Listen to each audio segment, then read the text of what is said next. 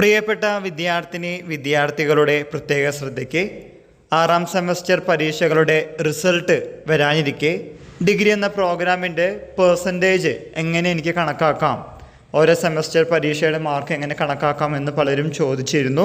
ആറാം സെമസ്റ്റർ പരീക്ഷയുടെ റിസൾട്ട് വന്നതിന് ശേഷം നിങ്ങൾ ചെയ്യേണ്ടത് മുൻപ് വന്ന പല സെമസ്റ്റർ പരീക്ഷകളുടെയും സ്ക്രീൻഷോട്ടോ പ്രിൻ്റ് ഔട്ടോ കയ്യിലുണ്ടെങ്കിൽ അതിന് CGPA നോക്കിക്കഴിഞ്ഞാൽ നിങ്ങൾക്ക് പേഴ്സൻറ്റേജ് കിട്ടുന്നതാണ്.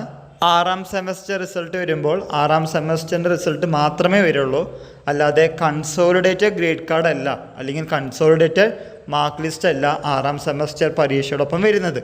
അതുകൊണ്ടാണ് പല വിദ്യാർത്ഥികൾക്ക് ഇങ്ങനെയുള്ള സംശയങ്ങൾ വരുന്നത്. സെമസ്റ്റർ റിസൾട്ടിന് ശേഷമാണ് കൺസോളിഡേറ്റഡ് ഗ്രേഡ് കാർഡും അതിൻ്റെ മാർക്ക് ലിസ്റ്റൊക്കെ വരുന്നത്.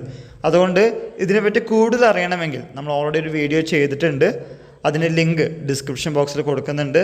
കാണാത്തവരുണ്ടെങ്കിൽ കാണാൻ ശ്രമിക്കുക.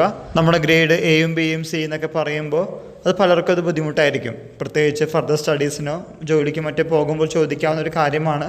ഡിഗ്രി പരീക്ഷയുടെ പേഴ്സൻറ്റേജ് ചോദിക്കാറുണ്ട്. അതുകൊണ്ടാണ് നമ്മൾ ഇങ്ങനത്തെ ഒരു വീഡിയോ ചെയ്യുന്നത്. ആ ലിങ്കിൽ പോയി കറക്റ്റായിട്ട് വാച്ച് ചെയ്ത് കഴിഞ്ഞാൽ കറക്റ്റായിട്ടുള്ള മറുപടി അതിലുണ്ട്.